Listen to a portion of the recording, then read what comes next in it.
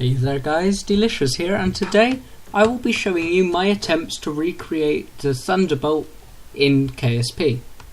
Now, for those who don't know, the A-10 is a fixed wing close air support, forward air control and ground attack aircraft, mainly famed for a 30mm minigun which would be mounted about here-ish.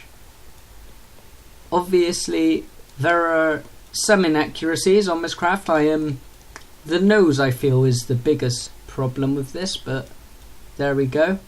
And I do believe this craft will only work like you see here with FAR, because here what I've done with these elevons is I've made it so that they can't turn.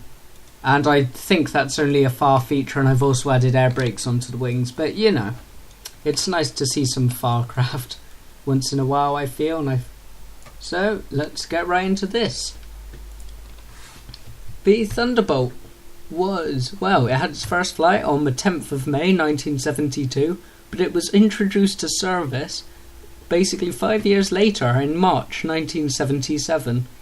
It is still in service at this current time, and they built 716 of them. However, they are planning to retire them shortly to replace them with, I think, a few different crafts. I think the F-35 is a popular choice right now. So, its design is iconic, may not be the word, but the two engines above the centre of mass is always a very interesting choice for any craft, be it a plane or whatever else. You may see, if you see any frame issues, that is because I'm recording. That is not normally here with the game. The takeoff speed I found with this attempt is about just past 80 meters a second, and I like to start a flight by going between these two towers, though no, I'm not going to make it this time, and I don't want to crash because it'll muck up the whole recording. So here we go. This is her in flight. She flies very well, and in the real world in 1994 she would cost $11.8 million, that's US dollars, to buy, and I'm assuming that's to buy and not to build. It could be to build.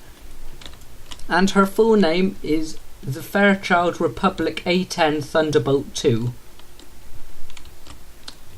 Uh-oh, I've just noticed the turn I'm going into, but a few other interesting things you may have, you'll notice this craft doesn't have is weaponry. As a very heavy ground attack plane, it will often have missiles, air-to-ground missiles on the wings here, and like I said earlier, the 30mm, which is slightly displaced off to the left, whilst the front landing gear is displaced off to the right. I assume that is just to make room for it. The size of this minigun is bigger than a Volkswagen Beetle. It certainly is something big to look at. If you ever get a chance to just Google like A-10 gun, I'm sure that'll be adequate, and I'll show you what you need. The noise that the cannon makes is known and recognised internationally for the brrr noise. And yes, that is going to make me sound very stupid, but I'm doing that for YouTube, so you know, I'm used to that.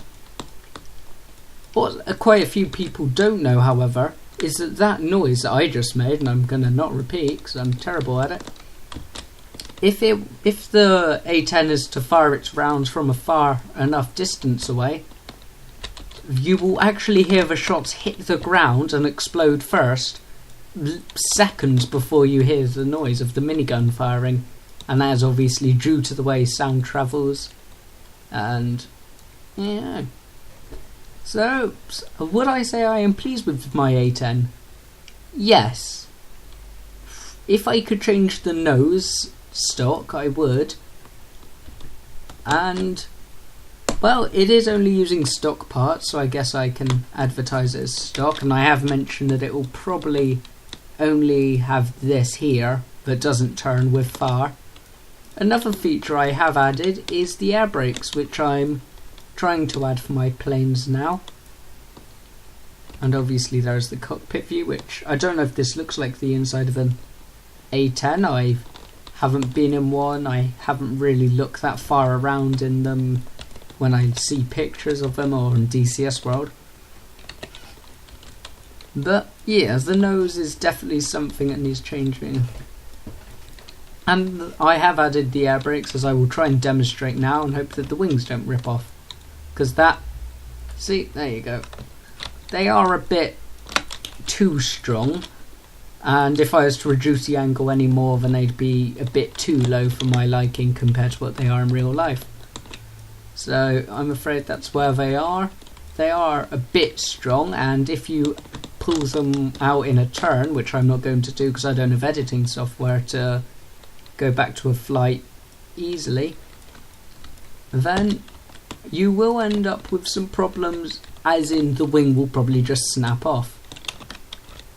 Again, the air brakes, I believe, are a feature of FAR, which is up here, as you can see. It makes the aerodynamic forces in KSP a bit more realistic, and I would recommend using it. So now, to end the video, because I can't think of much else to talk about, I'm going to try and land her. And it occasionally works, it occasionally doesn't. So this video might end in a crash, it might end in a sudden cut-off, it might end in explosions, it could end in anything, basically. Say if you want to see more aircraft, if there are any aircraft you think I should make. I've also made a few real-life rockets, such as the, as easy as it is, the Delta 4, and a few other planes. Different jets. I've made the U-2, which is an American spy plane. More about that in the video if I decide to release it. I'm attempting to make the shuttle currently, but I think due to FAR, I am having some issues with the aerodynamics, in which I'm getting to a certain altitude, the shuttle will then just proceed to roll too much, or the engines aren't powerful enough, or I'm too heavy, or blah blah blah. At the minute it's, if I'm to fly it properly, it's suborbital, which obviously isn't how the normal shuttle was. It was orbital and then it glided back in. Again, more on my shuttle if I ever release that video. If you want, I can release videos of me building the planes. So, probably not planes I've done, but there you go. You can just see me flying them and reading off Wikipedia as I've been doing this episode. Say what you want to see, and I'm even considering doing things from, like, spacecraft from Star Wars. I will be testing them both in atmosphere and out of, or I'll just hack the gravity, either one. Remembering, of course, that these won't have a long fuel life, blah blah blah, but it'll be fun to try anyway, I reckon. So, here we are, guys. I guess this is going to be the end of the video. Sorry if the frame rate's been a bit low and a bit jumpy. It has been, I think, from my end, and I'm not entirely sure why, which is a bit of a shame. So let's try and land this. Air brakes deployed. And touchdown. Very, very rough touchdown there, in case you were wondering. That was rough. Jesus, I'm surprised it didn't just split up. So this craft may only be able to fly with FAR, but either way, I think it's a fun little plane. I'm pretty happy with how accurate it is to real life. I mean, there are obviously things, like I said earlier, the nose that could be a bit more accurate, but either way, that is my take on the A-10, and I will see you in the next video.